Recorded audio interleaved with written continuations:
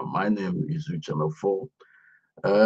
First of all, I want to, say the way it is. You know, we have been telling you that the best direction to take is renewing, reviewing the journey so far on the issue of self-determination and with respect to Biafra restoration. And we are the Igbo-Biafra nationalist movement and the indigenous people of Igbo nation for self-determination have taken the bold step of actually recalibrating and setting the way forward, the roadmap for the self-determination of the Southeast, otherwise known as Igbo land or Alaigbo or Igbo-Biafra region, because of some historical developments so far. We told you that the Biafra of 1967 to 1970 is no longer feasible as a result of the fact that all the former component nations or units that made up the 1967 to 1970 Biafra are no longer willing to continue with the Biafra restoration project, except Igbo Biafrans. And we told you that we must have to be bold enough to take a firm decision on this issue. A lot of you called me saboteur, called me traitor, and the rest of it, including your supreme liar. Today, I'm very glad that a lot of you are making about vote phases and coming back to the position that we told you that all of you must come back to at some point. Without taking the political control of the Southeast Igbo land, there is no way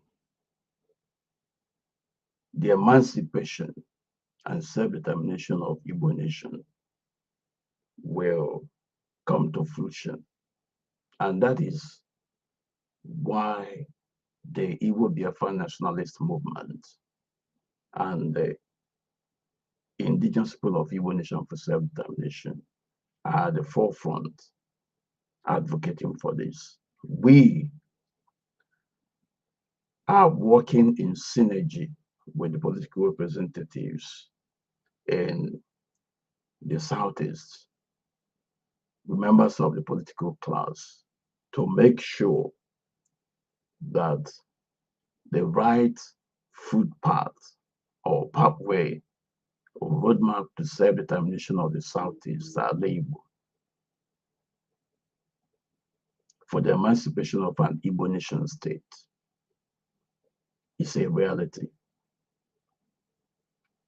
We are strategists in this. You can't take it away from us. Hate us, like us. You must take the message if you pretend to hate the messenger.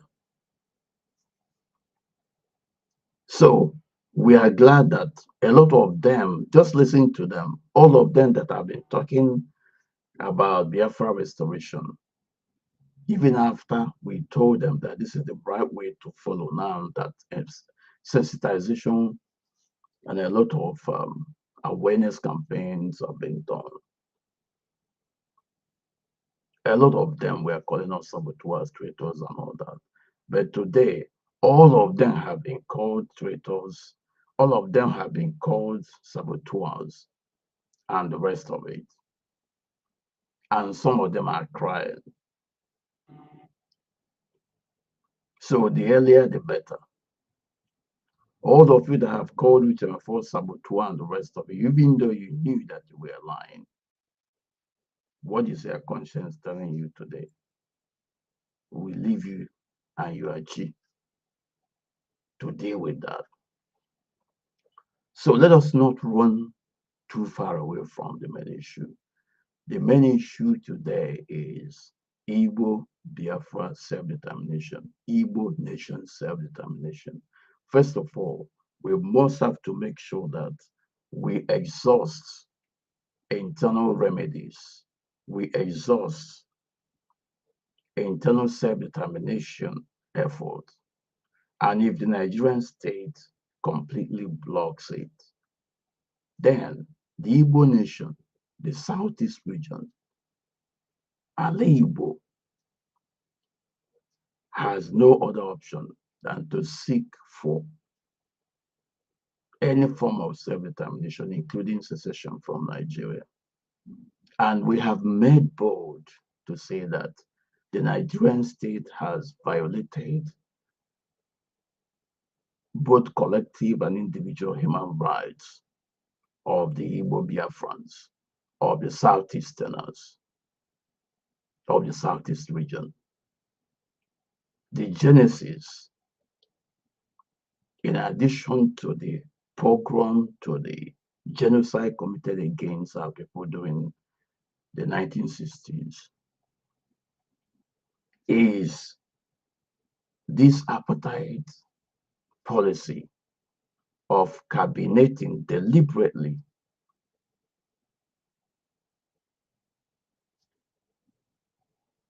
restricting the Southeast to only 5 states.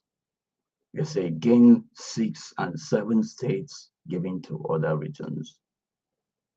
This is man's inhumanity against his fellow man. And that is the campaign of the Igbo-Biafra nationalist movement and the indigenous people of Igbo nation against the Nigerian state. And we have called for mounting of pressure on the members of the political class in the Southeast to begin to do something, to begin to ask questions. The state House of Assembly members have something to do by passing the unanimous bill recognizing the fact that the Southeast region has been singled out. That is still a work in progress. And then the House of Rep members and the senators from each of the states in the Southeast must raise this issue at the level of National Assembly, on the floor of National Assembly. Then the members of the executive must take the Nigerian state to court. They must take legal action. Apart from lobbying, apart from participation in things like the national conference and writing petitions and engaging national institutions that can make some kind of, political statements regarding it. So far, it is our position that the Southeast has done so much to bring the attention of the Nigerian state to the marginalization, to the oppression of the Southeast by the Nigerian state through the petition to open a panel, through the participation in the 2014 national conference, and to which the Nigerian state has been undecided. In fact, they have rejected every of those. They have shown that they are not willing to resolve this issue. And so the marginalization, the oppression from the 1960s continues today in different way. The cabination of the Southeast to only 5 states has a lot of implications with reference to revenue allocation, with reference to uh, uh,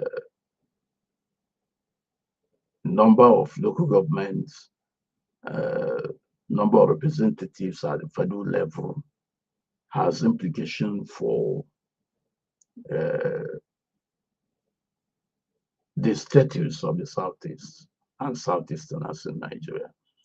And when we talk about the status, it means that the Southeast and the Southeasterners have been made permanent minority in Nigeria out of man's inhumanity to man, deliberately by man's action, not a natural cause of action, or not by a natural cause, but by deliberate human factor. They decided to hold down the Southeast region and Southeasterners, that they will remain second-class citizens, that they will remain subservient to the rest of Nigeria. Nigeria has treated the Southeasterners and the Southeast region with level of disdain and inhumane and oppressive policy, to such an extent that if the Southeasterners decide to leave Nigeria today, they can, if they are able, and willing to do so. That is where our agitation must have to focus at this particular point in time. We told our people that it is Igbo nation self-determination, Igbo-Biafra self-determination, Alaigbo self-determination, Southeast self-determination. And they called us names. Today, they are coming back through the back door.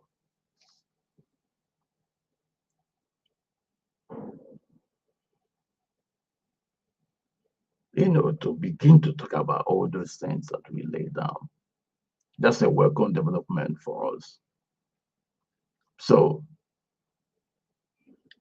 I don't want to go into so many other things, but our argument is that the Nigerian state and her practice of deliberately cabinating and restricting the Southeast region to only 5 states, while other regions have 6 and 7 states, has prevented and blocked the Southeast region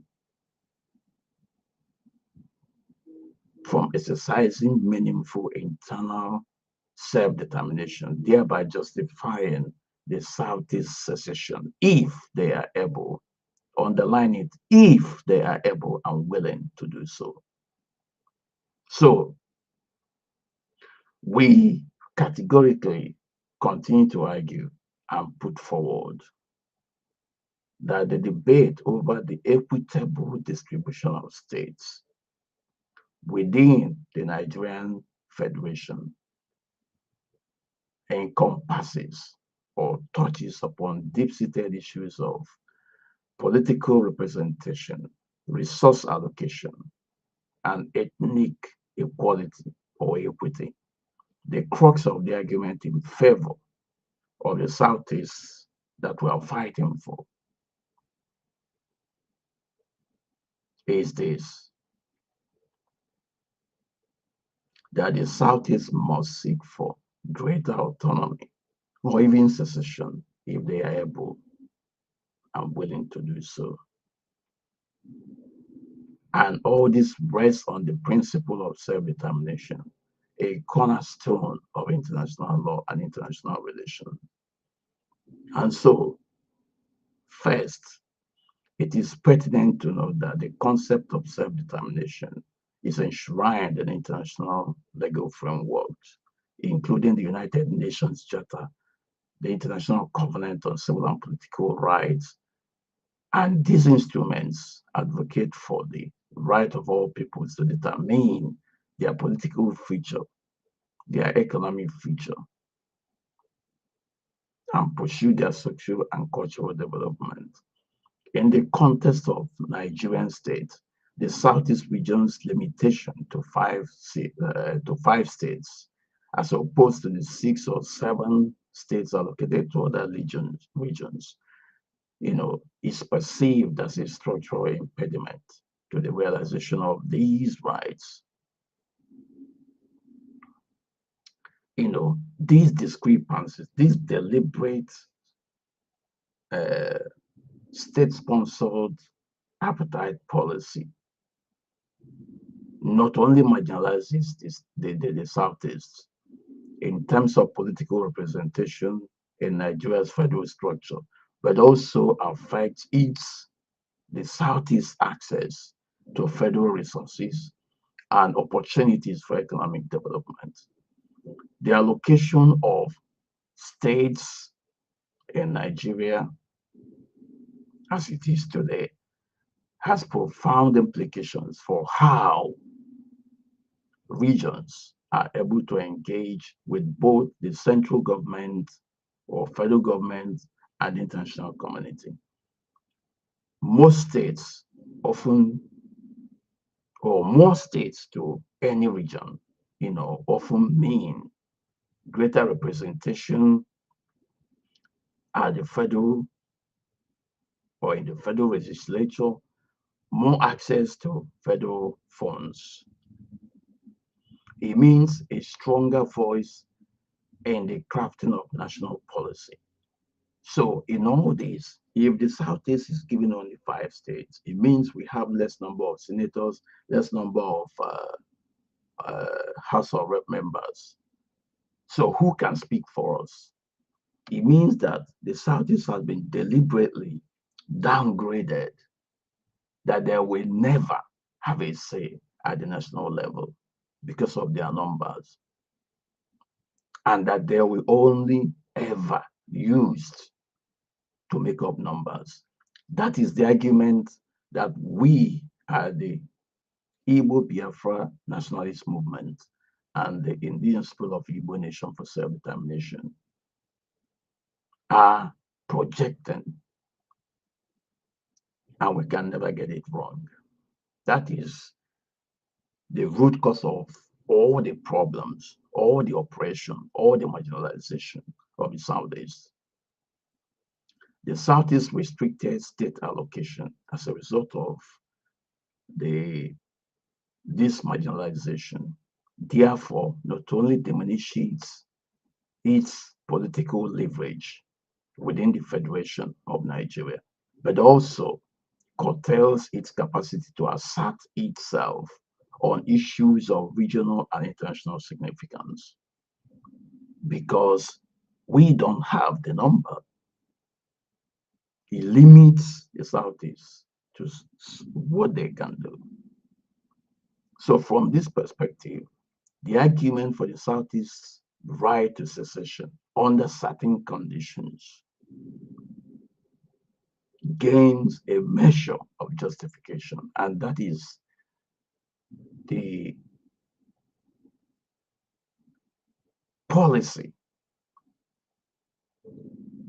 that is the notion, that is the vision of the Igbo-Biafra nationalist movement and the indigenous people of Igbo nation for self-determination, to make sure that the self-determination of the Southeast Igbo land, Alaigbo, is pursued with vigor, either within Nigeria or outside Nigeria.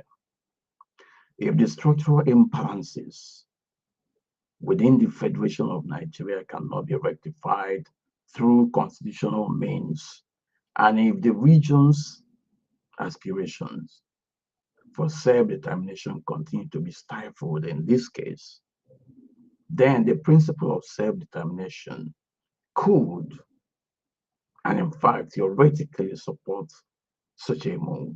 However, like we have always said, we must have to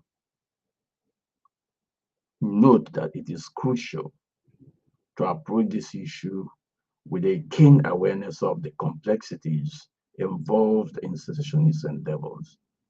Because international law while supporting the right to self-determination, generally favors the preservation of sovereignty and territorial integrity. But we are arguing that the Nigerian state cannot continue to lay claim to her sovereignty, to the inviolability of our sovereignty, territorial integrity, and hiding under it the principle of territorial integrity, to be committing all manner of human rights abuses, to be marginalizing, to be oppressing the Southeast region, a section of our population. So consequently, any move towards secession, which we have carefully considered, must be negotiated. That is what we are doing at this particular point in time, calling the attention of the Nigerian state to do something to rectify this, and calling on the international community through designated means to ensure, to ensure that legitimacy and acceptance is the order of the day. So it is also essential to consider the internal dynamics within the Southeast region. That is what we are doing now, recognizing the political actors and key players that will be part and parcel of this process.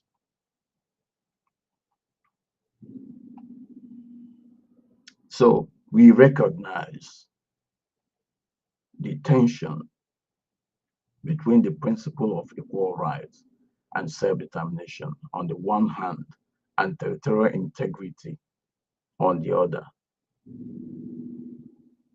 And these are cornerstone of international law.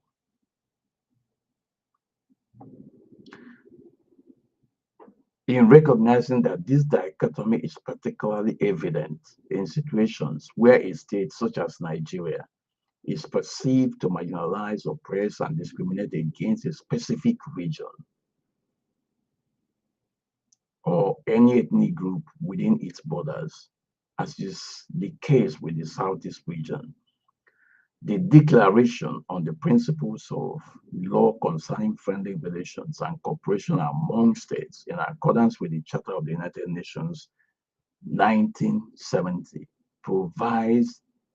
has provided a framework for analyzing these tensions and arguing in our own case for the Southeast right or justification for secession under certain conditions if the Nigerian state continues to marginalize, to oppress the Southeasterners. The 1970 Declaration of Friendly Relations acknowledges the sovereignty and territorial integrity of states as foundational principles of international legal order. However, it simultaneously upholds the right to self-determination, stipulating that every nation has the right to freely choose their political status and to pursue their own economic, social, and cultural development. Importantly, the declaration also recognizes that the principle of territorial integrity is contingent upon government representing all its people without discrimination and ensuring free and genuine expression of will of the peoples concerned. So the question we're asking today is, has Nigerian state represented all of our people? The answer is no. The Nigerian state has singled out and excluded the Southeast, rather making them second-class citizens by not operating the principle of equal rights. So in the context of Nigeria, and in this case, in relation to the Southeast, one could argue, and that is what we are doing, that systematic imbalances and alleged discriminatory practices contravene the spirit of the Declaration of Friendly Relations 1970. If the state structure, for instance, systematically continues to deny a region or ethnic group equitable representation, access to resources, and participation in the political process, as it is with the Southeast, there are certain areas that the Southeasterners are allowed to vie for political office. For instance, the Southeasterners are always singled out and worked against when they present any candidate for the office of the president, which is the most powerful office in Nigeria. So if this is the case, that is what it is, this is unequivocally has been interpreted by us as a failure of the state, the Nigerian state, to represent all of its population fairly and equitably. And the most affected are the Southeasterners. This situation, we argue, therefore, has provided a moral and legal framework for the argument in favor of secession as a form of exercising the right to self-determination, especially when we are almost exhausting all peaceful and democratic avenues for rectifying these imbalances have been exhausted.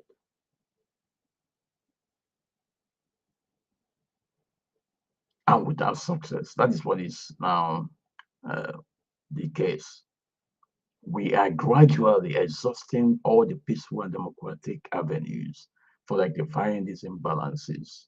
And they are continuously and continually proven to be without success.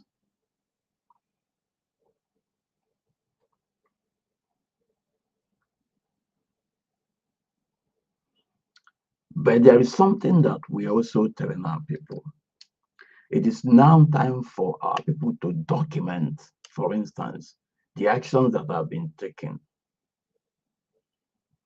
which the Nigerian state has rejected. So the Southeast must have to come with a rigorous argument for secession if they are able and willing to do so. And they must have to demonstrate unequivocally that the region has been subjected to systematic discrimination and that all attempts to remedy these injustices within Nigeria's constitutional framework have been ineffective. The Southeast must also be required to present a clear manifestation of the will of the people of the Southeast, typically through a referendum when this time comes, conducted in accordance with democratic principles and monitored by the international observers. That is at a later stage if we decide to leave Nigeria.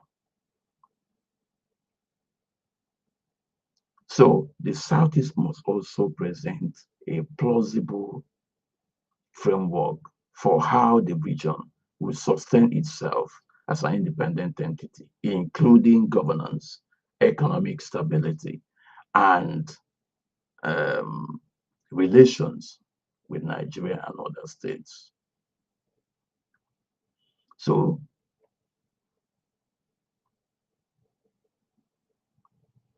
and for the Southeast to argue that it has exhausted all local remedies without success, thereby justifying the quest for greater autonomy or secession, it is essential that we, the Southeasterners, document specific instances where the Southeast region has sought redress, especially through legal, political, economic, and social channels.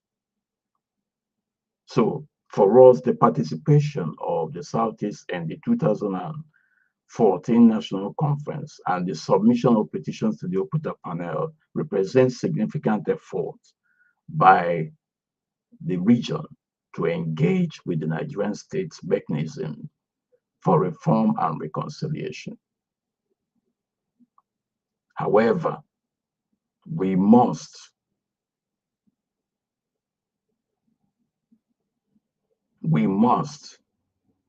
and put differently, the alleged failure of the Nigerian government to accept or act on the recommendations of these efforts made by the Southeast must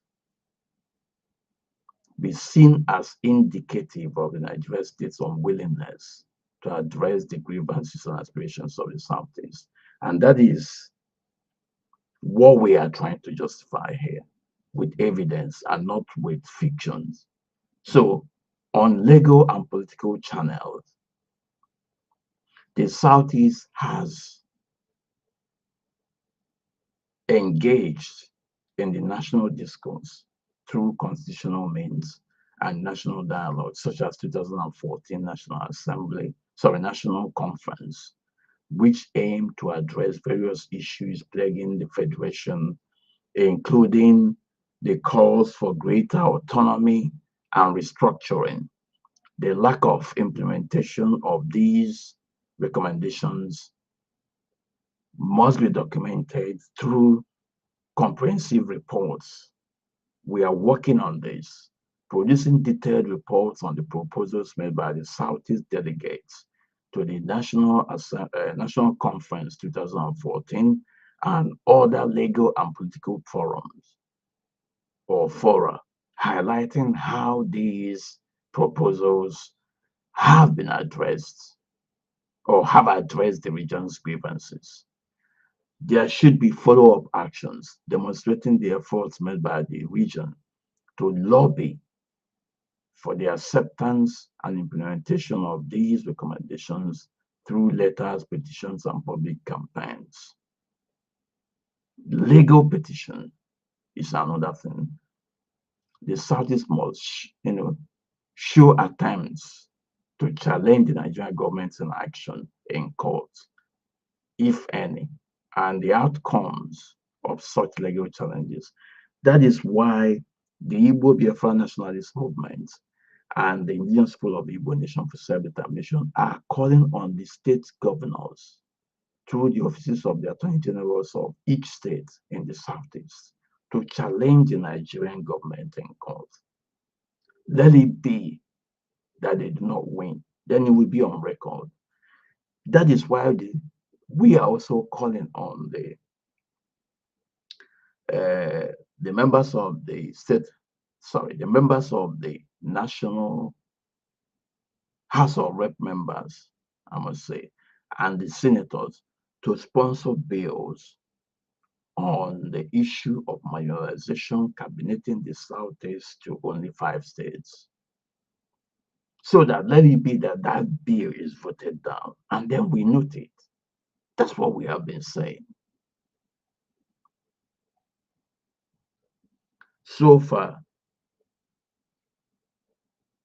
Chief Iwanyanwu, the President General of Alaigbo, has taken up this issue, but we urge him and others who are working with him to do more. So, economic and social channels that we have to, through which we have to also document these issues are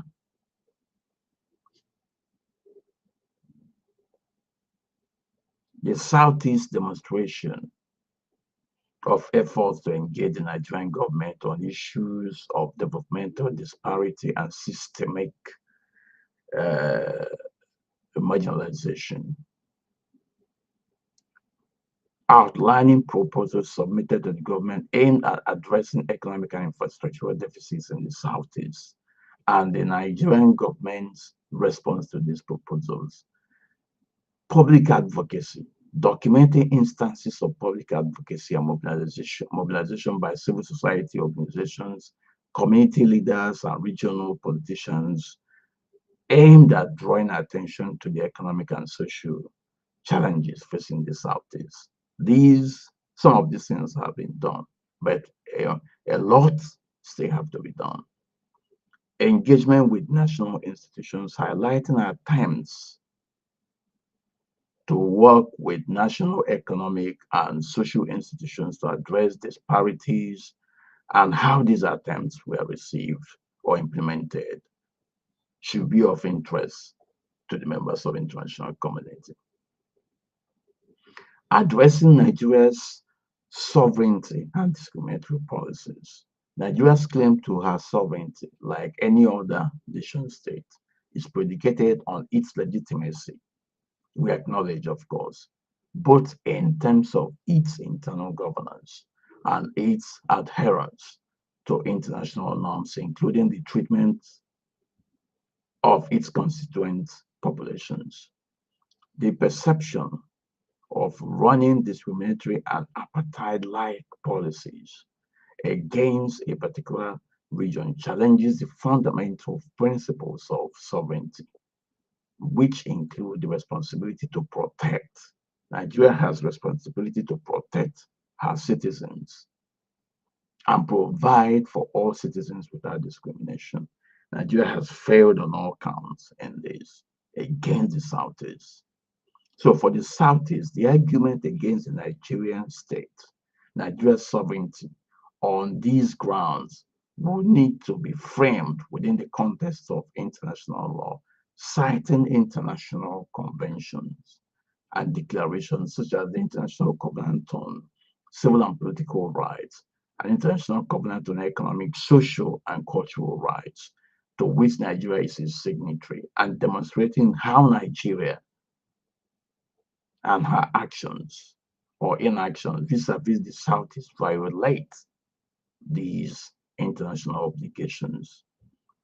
There must also be documentation of the discrimination, compiling evidence of discriminatory policies or practices, including economic marginalization, political disenfranchisement, social exclusion, and any form of state-sponsored or state-condoned violence.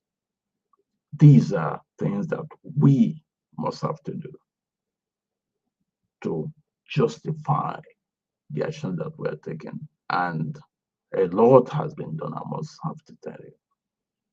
International advocacy. The Southeast must engage with international bodies and the global community to highlight these issues, seeking to invoke mechanisms like the Universal Periodic Review under the United Nations Human Rights Council, or petitions to the African Commission on Human and People's Rights. These are the things that we need to be doing. And this is the direction that our people must have to take. Take it or leave it. You people must have to come back on this. But I'm also glad that a lot of people are now turning back and talking about Igbo self-determination, Igbo-Biafra self-determination, self-determination of Igbo people, self-determination of Southeast. We said it, and it is happening. It is not by our power. It is about having focus. It is about having introspection. My name remains Uchemefo. I'll see you next time. Thank you.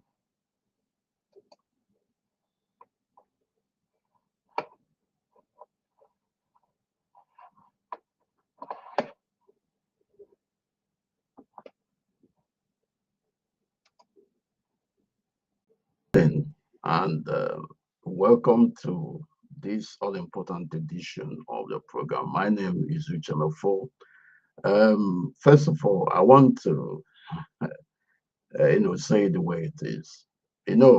We have been telling you that the best direction to take is renewing, reviewing the journey so far on the issue of self-determination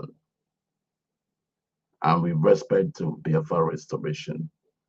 And we at the Igbo-Biafra nationalist movement and the indigenous people of Igbo nation for self-determination have taken the bold step of actually